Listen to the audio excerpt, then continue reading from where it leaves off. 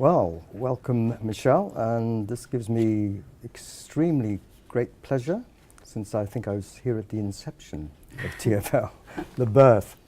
And obviously a lot's happened since then, which I'd like to explore today. Your background, career is quite interesting. I can't imagine what made you leave San Diego and Florida. I left San Diego in 2004 now, and I came to England for the weather. No, I love England. It's really been great to be here. I was here as a young Air Force officer, and that's what was my first introduction to England. Right. Yes. And really the MBA that you were doing at St. Leo, do you feel that gave you the right introduction to the security world, information, cybersecurity? I think my MBA in information security helped me, I think, really finish it off. I've been working in information security for a long time, probably since about 1995, before it was called cyber, before it was called anything that exciting. But I had never had any formal educational training in networking. So I got my MBA to actually, so I understood the academics of it as well, because my other bachelor's degree had been in economics. Yes. So the MBA in information security really helped me understand a little bit better how everything fit in. So that's quite interesting because that's obviously been a lead into cyber and information technology. So what do you think about the skills gap at the moment? Do you think there is a skills gap? I mean, in general in IT and in security? There's definitely a skills gap in cybersecurity. I think we're at the bottom of the S-curve economically on that. It's still a quite new science. Probably the first incidents you hear of cybersecurity was in 2001, where it started to really gather force. So of course you're going to have that skills gap because nobody had really had heard of information security in a business as usual way until then. So yes, I think there is a skills gap, but I think over the next 5 to 10 years there's been a lot of emphasis on education. I think that gap will begin to start to close. So there's some articles about the greying of the information security population. What's your view on what would be your advice to younger people looking for a career in this area? You know, it's a tremendous place to have a career because it is at the bottom of the S-curve. It's so rare that you have a new area in industry open up, and cybersecurity is certainly that. And it's not anymore. It used to be just about the technical background, but it's not. It's not about the technical. It's about the compliance and the policy, the people, the threat, the awareness. So it's a very wide breadth of cybersecurity as well. It's not just about being a geek. Also quite scary. Responsibility. Well, I think there is. Scary is a strong word, but I think you have to be accountable.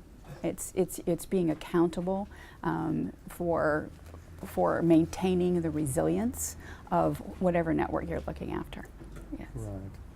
And then you moved to American Systems Corporation? So I was in the military. I was a United States Air Force officer, and then I went to work for American Systems. And we did a lot with the Department of Defense and also the Ministry of Defense, and that's how I came back to England in 2004. Did a lot of work within the operational environments for the U.S. and the U.K. navies. Oh, yes. That's interesting because I think looking at the operational side here, that's going to be quite a strong theme in what we talk about today. Yes, absolutely, absolutely. So then you went to Network Rail for a short time? Yes, I went to Network Rail for a short time, and then TFL, I was always kind of a TFL geek. The Roundel, the brand itself is just so tremendous. When the opportunity came forward, I was so happy to have landed this role. It was really meaningful for me. And I came to England as a young Air Force officer, and I came to London and rode the tube, and it was just a fascinating, just the whole infrastructure. So I've always been kind of a geek when it came to TFL, so we're very happy to be here. That's interesting because, I mean, how do you find it compares, TFL and London, the transport system here compares with other major cities? I mean, you've got the mature cities like New York, Moscow, and then the newer ones like Hong Kong, Singapore. I think it's the best. It's the best. I don't think there's any comparison the way that because TfL is so much more than just the tube. It's the overground, and it's the underground, it's the Docklands Light Railway, it's the buses, it's the signals. So there is no other city that's quite as iconic that way with their transport, our red buses and our black cabs. So no, I think it's the best. There is no comparison. I mean, German cities would claim to be more integrated, and the Swiss and German mentality is much more of an integrated transport system, and that's, I suppose, something we were looking at earlier in the noughties. Yes. And bring that together into things like, I suppose, Journey Planner and the Oyster Card. Yes, absolutely. And I think that we are really joined up with Oyster and the Journey Planner and all the apps, all the information we've made available now as well. Yes. That was quite an experience trying to put in those things. So since you've been here, you've done quite a lot, really, haven't you? Well, I think was really lucky. So I am the inaugural CISO for Transport for London. Was given the remit to take a look at what really needed to be done. We've had, I just have to say, we've had tremendous leadership support on this. We brief the board regularly. Vernon Everett, who's the head of customer support, or excuse me, customer comms and technology, just tremendous support from him and the commissioner. It's on the agenda for them as to take care of this, and so they've given us a lot of support in the cybersecurity area. So not just in the IT area, but in what we call OT, which is the operational technology. And so that's our remit, and we've been very, very lucky in that area to be able to go out and recruit the best and the brightest. The team is really strong. Really, I have a lot of faith in them. I just can't thank Transport for London enough for letting us do this. So some organizations would say it's quite difficult to get that board buy-in. How do you think you got it? Persistence. Persistence is a good word. Actually, I think persistence. I think you also have to show the return on investment. We try to stay away from the doomsday scenarios and bring in things that are business as usual to the things that are really meaningful, including protecting our data and our technology, our reputation. All of the things that are really important. Yes. So it's not fear, uncertainty, and doubt. No. I think it's about resilience. No one will ever be bulletproof in this area. No. So what keeps you and what keeps the board awake at night in this area? Well, I think, again, it is about resilience. Those are the things. The operational. So we have 5 tenets that we work towards to keep the resilience for Transport for London. So we consider our threat. We work very closely on understanding the threat to Transport for London, whether that's our IT or our operational technology.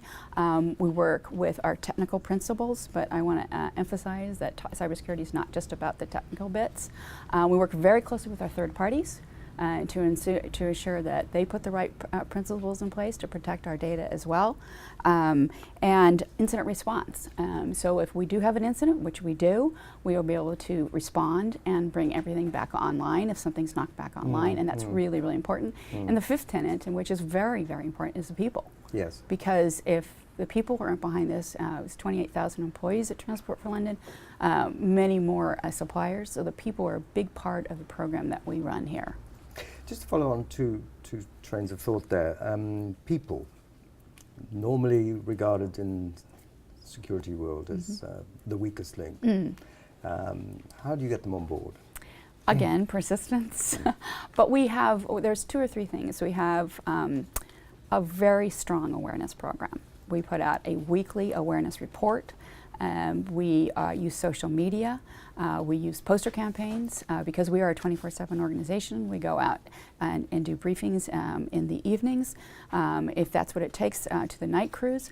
We also run an exercise program that has been very successful. It was called the Iron Bridge series. Right. We just completed our Iron Bridge 4, in which that we had a 3-hour-long exercise, which we included people from the people that run the tunnels, people that run the buses, London Underground, press was there, communications was there. We filmed it. We're just going to be releasing the film next week to our leadership. It was 9 hours of filming, but we got it down to 16 minutes. We'll be using it as a recruiting film. So a lot of different avenues to support the people. We also have a Q&A. So it's a really important link for us, and I think we've made a lot of progress in that area. Yes, yes.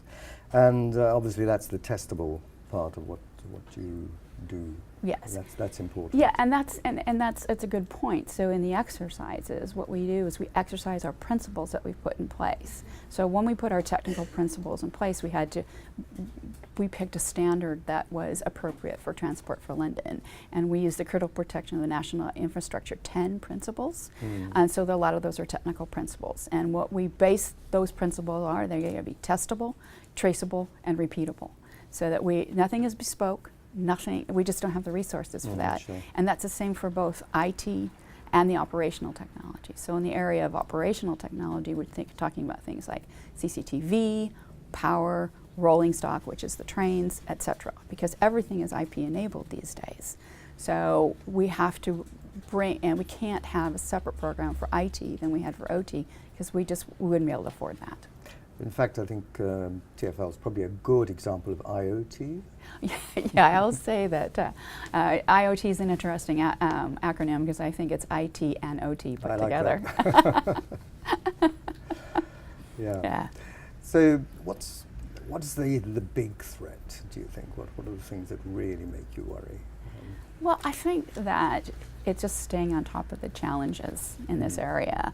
I think you just have to stay abreast of technology and understand what you can deal with. So we do a lot of risk assessment, because again, this is a transport company, this is a retail company, this is a people company. You can't lock everything down. So it's all about risk assessment and ensuring that you take care of the right things that are important to us as a company and to the traveling public.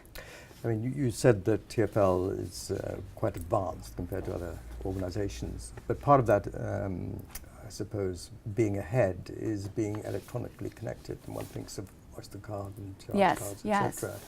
Does that make us more vulnerable, do you think? No, I don't think it makes us more vulnerable, because IP by its nature is everywhere. I mean, if you walk down the street, walk down Victoria Street sometime, turn on your phone and look at how many networks that you're walking past. So no, I think it's about Transport for London staying viable in a changing economic and commercial area. And another being vigilant, I suppose. Yes, we're very, yes, yeah, absolutely. So that's one of the major things, and obviously, as the screens show, you're monitoring all the time. So we monitor our traffic on our IT and some of our OT as well. We run a 24/7 operation. We have people on call. We do work with the British Transport Police and other policing authorities, and we have close connections with them, so that if something did happen, we could just reach out and very quickly and deal with them. Because if you think about it, we've got quite a strong infrastructure, obviously, as TfL. Oh, yes. When you look at the various systems, because it's not only the underground and buses, but it's also streets. Yes, and it is. And the other thing about Transport for London is that because it's an old company, it's 160 years old. So our networks are segregated. So unlike some places where you might have interconnected networks, many of our networks are separated from one another. So if we had a compromise in one part of the network, it would not necessarily impact the other part of the network. And one of the other things I'll say is sometimes we're secure by obsolescence as well, because we do have, a lot of our networks are quite old. But that won't last forever. Yes, I mean, the signaling was one of the big things that held us back early on, I think, on the tube. But it's quite impressive to see how the capacity is built up in the underground. Absolutely. And even although we have the big population rises, that TfL has really coped, so it's great. So you don't think TfL is really in catch-up mode? It sounds as though we're more ahead of the pack. Well, I would say that everyone is on catch-up mode in cybersecurity because it is a rapidly evolving. But again, for us, we do the risk assessment, and in the areas that we consider the highest risk, we put the resources there. So I think we'll always be in catch-up mode. But the important thing, and I think the corner we turned probably a year ago, and this is much thanks to the attention that leadership has given this area, is that we've made cyber business as usual. So when we go out and we procure new tech and data, we have a cybersecurity schedule that goes into our contracts. We ask our suppliers what their cyber readiness is at the pre-qualification stages. So all of those things have really indoctrinated and made cybersecurity business as usual for Transport for London. Yes. So in bringing in operational as well as IT technology, that's quite a challenge. It's obviously been quite a challenge. Any lessons learned in trying to put the two together? Well, I think there are some lessons learned. So when we first started this journey, probably when we were formalizing the OT area, it was quite a challenge because there was a lot of mechanical engineers, and we were dealing with IP, Internet Protocol technology, so IT engineers. And there was a thought that we couldn't bring the two together. We can bring the two together, but we have carefully. But one of the lessons we did learn is, so when we know what an attack looks like in an IT network. Absolutely, we know that. And so we do a lot of scanning and monitoring. What we find in the OT networks is we can't do as much scanning because we might knock a system offline. Yes. So now we do monitoring. So it's the same approach but slightly different. We've modified it because we can't take, because so IT systems move data, but OT systems move things. And so so there is that difference, but we've recognized that difference, and where we need to have a change, or modify our approach, we do. And they are mission critical. They are mission critical, and we work a lot with the Department of Transport as well. They've been very supportive in this area as well to understand the data, because very little data in this area. Again, like I said, we understand what the attack looks like on an IT system, but OT system is a little bit more challenging. So again, we're working with our partners, the Department of Transport, British Transport Police, across Transport for London to better understand that. And any lessons learned between Network Rail and TfL, for instance? Well, we collaborate a lot with Network Rail. Network Rail is slightly different because they're national and they don't have they don't have the other issues like with the buses and the streets and all of that. But we do closely coordinate with Network Rail and share threats and awareness and yeah, very closely. So now we have the digital explosion and consumerization Yes. and social media, etc.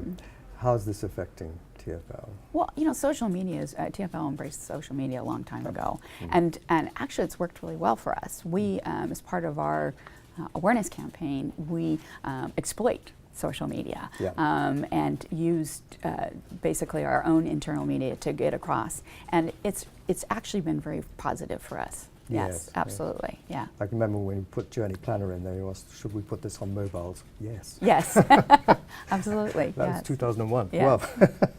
Well, so what's the role of, do you think, of the new things we're hearing a lot about at the moment? So artificial intelligence, robots, augmented reality, etc. What do you see as the role for that in TfL? Well, I think, again, artificial intelligence, robots, we'll have to take a look and see how that fits into the bigger planning. I mean, with smart cities and automated vehicles, of course that will play a role, and I think that's just evolving for us. So are we well placed for a smart city and driverless cars, etc.? Well, I think yes, we are. Yes. Even with the old streets. Yes. Yes. So what's the changing? Do you see any changes in the type of risks and threats, the type of players that there are? I mean, one is hearing quite a lot of national threats, etc. What are your views on that? Are you seeing that a lot? Well, we see the threat really can be nation state, it can be non-malicious people making a mistake on a network configuration. Certainly everybody's talking about ransomware, that's 2016 crypto-locker, you know, that sort of thing. So it's such an evolving space. But we have a really strong technical team as well as a communications team here. So, you know, they stay abreast of things as well. So it's just understanding where the next thing might come from and being ready for it. But, you know, you can only, and that's all about resilience. So it's not about blocking everything, but it's understanding what's coming at you and how do you deal with it. And I mean, there's quite a lot made about the internal threat versus the external threat. How do you see that? Of course, everybody has issues with insider threat, and it comes in two forms. So one could be, as I said, it could be a non-malicious threat, in that somebody has just made the configuration of the network incorrectly.